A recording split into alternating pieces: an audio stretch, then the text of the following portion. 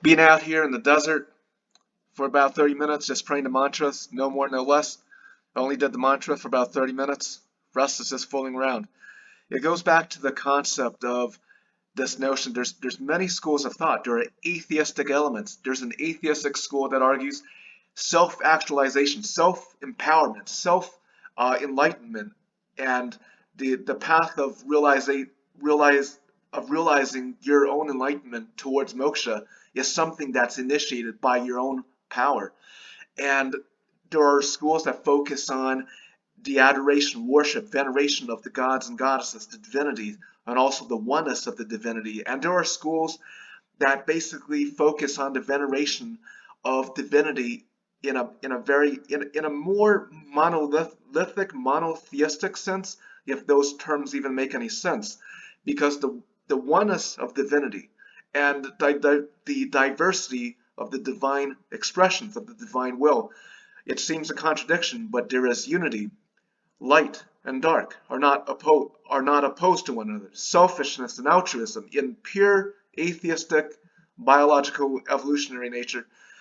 Selfishness is based on this impulse of instinctive survival of the individual organism.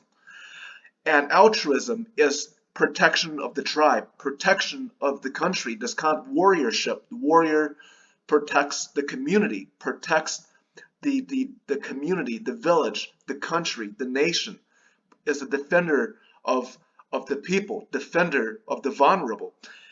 So within this school of thought, there are many perspectives.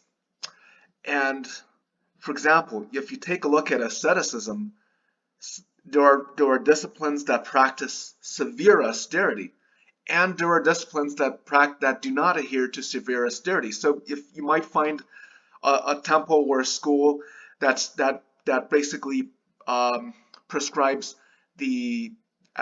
basically upon the members, they might say no alcohol, no caffeine, no meat consumption, not even like dairy or something, or eggs. And there are schools that don't follow that. So some people are purely vegetarian. Some people are not. Some people consume meat. Some people consume drink. I consume drink every single day. I tell you that. I guarantee you that. But all are at liberty. So there's not a set of commandments or rules. You must abstain from this. You must for 4 hours each day pray the mantra, meditate.